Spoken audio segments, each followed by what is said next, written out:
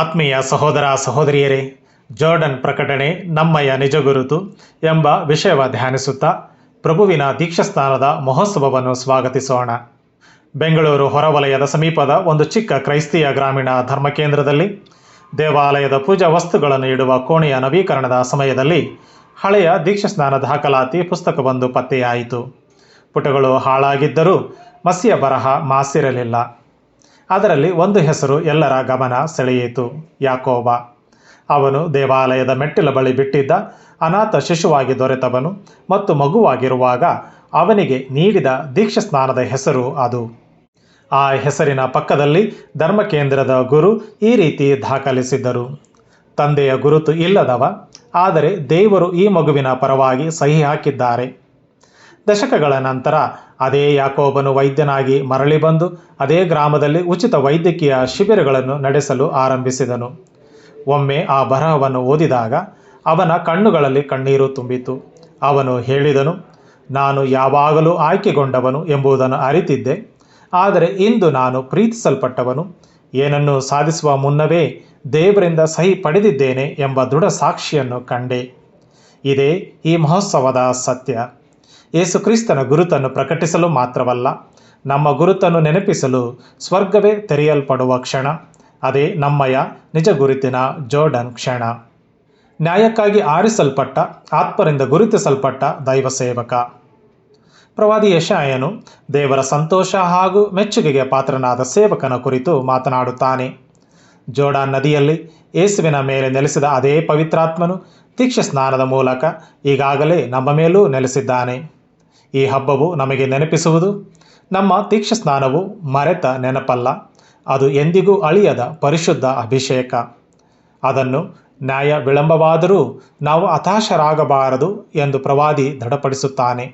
ಅಂದರೆ ಎಡವಿ ಬೀಳನವನು, ಎದೆಗುಂದನವನು, ಜಗದೊಳು ಸ್ಥಾಪಿಸುವ ತನಕ ಸದ್ಧರ್ಮವನು. ದೀಕ್ಷಾಸ್ನಾನದಲ್ಲಿ ನಾವು ಹೃದಯ ಬಲಹೀನತೆಯಿಂದ ಒಡಂಬಡಿಕೆ ಎಂಬ ಧೈರ್ಯಕ್ಕೆ ಸಾಗುತ್ತೇವೆ, ಭಯದಿಂದ ದಿವ್ಯ ಕರೆಯ ಹೊಣೆಗಾರಿಕೆಗೆ, ದಣಿವಿನಿಂದ ಧರ್ಮ ಪ್ರಚಾರದ ಹಂಬಲಕ್ಕೆ, ಕುಗ್ಗುವ ಮನಸ್ಸಿನಿಂದ ಸೇವಾ ಸ್ಥೈರ್ಯಕ್ಕೆ. ದೇವರು ತಮ್ಮ ಸೇವಕನಿಗೆ ಹೇಳುವುದು: ಇತ್ತಿರುವೆನು ನಿನ್ನನ್ನು ಜನರಿಗೆ ಒಡಂಬಡಿಕೆಯಾಗಿ, ನೇಮಿಸಿರುವೆನು ನಿನ್ನನ್ನು ರಾಷ್ಟ್ರಗಳಿಗೆ ಬೆಳಕಾಗಿ. ಹೀಗಾಗಿ ದೀಕ್ಷಾಸ್ನಾನ ಹೊಂದಿದ ಕ್ರೈಸ್ತರು ನ್ಯಾಯದ ವೀಕ್ಷಕರಲ್ಲ, ನಾವು ವಿಮೋಚನೆಯ ಸಾಧನಗಳು. ಕುರುಡರ ಕಣ್ಣು ತೆರೆಯಲು, ಬಂಧಿತರನ್ನು ಬಿಡುಗಡೆ ಮಾಡಲು, ಕತ್ತಲನ್ನು ಬೆಳಕಾಗಿ ಪರಿವರ್ತಿಸಲು ನಾವು ಕರೆಯಲ್ಪಟ್ಟಿದ್ದೇವೆ. ದೇವರು ನಮ್ಮನ್ನು ಆಯ್ಕೆ ಮಾಡಿದ್ದು ನಮ್ಮನ್ನು ಕೆಡವಲು ಅಲ್ಲ, ನಮ್ಮನ್ನು ಕಳುಹಿಸಲು. ಅಭಿಷಿಕ್ತನು ಒಳ್ಳೆಯದನ್ನು ಮಾಡಲು ಸಬಲನಾಗಿದ್ದಾನೆ. ಪ್ರೇಷಿತರ ಕಾರ್ಯಕಲಾಪಗಳ ಪುಸ್ತಕದಲ್ಲಿ ಸಂತ ಪೇತ್ರರ ಘೋಷಣೆ ಒಂದು ಮಹತ್ವದ ದೈವಶಾಸ್ತ್ರೀಯ ಬೆಳವಣಿಗೆಯಾಗಿದೆ. ಯೇಸುವನ್ನು ಕೇವಲ ನಜರೇತಿನ ಮನುಷ್ಯನಾಗಿ ನೋಡುವ ದೃಷ್ಟಿಯ ಬದಲಾಗಿ ಪವಿತ್ರಾತ್ಮರಿಂದಲೂ ಸರ್ವಶಕ್ತಿಯಿಂದಲೂ ಅಭಿಷೇಕಿಸಲ್ಪಟ್ಟವನು ಎಂಬ ಘೋಷಣೆಯತ್ತ ಸಾಗುತ್ತದೆ. ಪೇತ್ರನು ವ್ಯಾಖ್ಯಾನಿಸುವಂತೆ ಅದು ಯೇಸುವಿನ ಸೇವಾ ವೃತ್ತಿಯ ಸಾರಾಂಶವನ್ನು ನೀಡುತ್ತದೆ.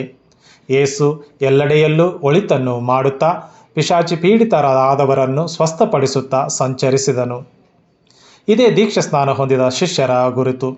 ದೀಕ್ಷಾಸ್ನಾನದಲ್ಲಿ ನಾವು ಕೇವಲ ಶುದ್ಧರಾಗುವುದಲ್ಲ, ನಾವು ಅಭಿಷೇಕಿತರಾಗುತ್ತೇವೆ. ಕ್ರಿಸ್ತನ ಆತ್ಮವನ್ನು ಹೊತ್ತು ಪೀಡಿತ ಮಾನವರಿಗೆ ಕರುಣೆ ಹಾಗೂ ಗುಣಪಡಿಸುವ ಸೇವೆಯನ್ನು ಮುಂದುವರಿಸಲು ಶಕ್ತಿಯನ್ನು ಪಡೆಯುತ್ತೇವೆ. ದೇವರು ಪಕ್ಷಪಾತಿಯಲ್ಲ ಎಂದು ಪೇತ್ರನು ಹೇಳುತ್ತಾನೆ. ಆದ್ದರಿಂದ ದೀಕ್ಷಾಸ್ನಾನವು ನಮಗೆ ಸರ್ವವ್ಯಾಪಿ ಪ್ರೀತಿಯ ಸೇವಾ ವೃತ್ತಿಯ ಕರೆಯನ್ನು ನೀಡುತ್ತದೆ. ಅದು ಜಾತಿ, ಭಾಷೆ, ಸಾಮಾಜಿಕ ಸ್ಥಾನಮಾನ ಅಥವಾ ಭೌಗೋಳಿಕ ಗಡಿ ಎಂಬ ಯಾವ ಭೇದವೂ ಇಲ್ಲದಿರುವ ಸೇವೆ. ಅಭಿಷಿಕ್ತರಾದ ಯೇಸು ಒಳಿತಿಗಾಗಿಯೇ ಮಡಿದರು. ನಾವು ಕೂಡ ಒಳ್ಳೆಯದನ್ನು ಮುಂದುವರಿಸಲು ದೀಕ್ಷಾಸ್ನಾನ ಪಡೆದಿದ್ದೇವೆ. ಸೇವಕರೆಯ ಮುಂಚಿತವಾಗಿ ನಮಗಿರುವ ಗುರುತು ಪರಮಪ್ರಿಯನು. ಯೇಸು ಜೋರ್ಡಾನ್ ಪ್ರದೇಶವನ್ನು ಪ್ರವೇಶಿಸುವ ಮೊದಲು ಅವರು ಒಂದು ಸಂವಾದಕ್ಕೆ ಪ್ರವೇಶಿಸುತ್ತಾರೆ. ಅದು ಸ್ನಾನಿಕ ಯವಾನನು ಹಿಂಜರಿದರೂ ಯೇಸು ದೀಕ್ಷಾಸ್ನಾನದ ಗುರಿಯನ್ನು ಪ್ರಕಟಿಸುತ್ತಾನೆ: ದೈವ ನಿಯಮಕ್ಕೆ ತಲೆಬಾಗುವುದು. ಹೀಗಾಗಿ ದೀಕ್ಷಾಸ್ನಾನವು ಸುಲಭಕ್ಕಾಗಿ ಮಾಡಲ್ಪಡುವ ವಿಧಿಯಲ್ಲ, ಅದು ದೇವರ ಶ್ರೇಷ್ಠ ಉದ್ದೇಶಕ್ಕೆ ವಿಧೇಯತೆಯ ನಡೆ.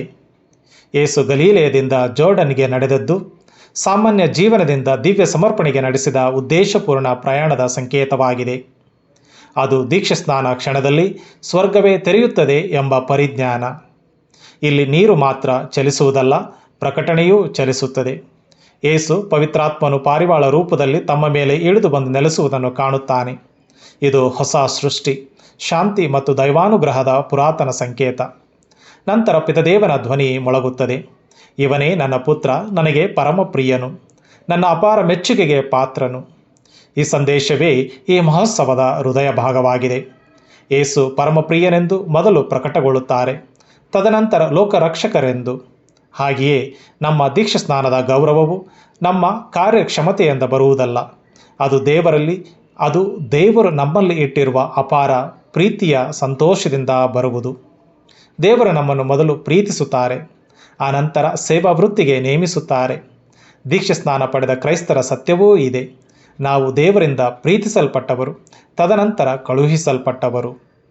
ಪ್ರಿಯ ಸಹೋದರ ಸಹೋದರಿಯರೇ, ಜೋರ್ಡನ್ ಪ್ರಕಟಣೆ ನಮ್ಮಯ ನಿಜ ಗುರುತು ಎಂದರೆ ನಮ್ಮ ಗುರುತು ದೇವರು ನಮ್ಮೊಳಗೆ ಬರೆದ ಶಾಶ್ವತ ಗುರುತು.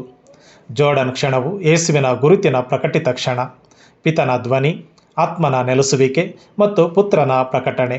ಆ ಪವಿತ್ರಾತ್ಮನೇ ನಮ್ಮ ಮೇಲೂ ಇಳಿದು ಬಂದು ನೆಲೆಸಿದ್ದಾರೆ. ಪಿತನಿಗೆ ಯೇಸು ಪರಮಪ್ರಿಯನಾದವನಂತೆ ನಮ್ಮಲ್ಲೂ ಪಿತದೇವರು ಸಂತೋಷಿಸುತ್ತಾರೆ.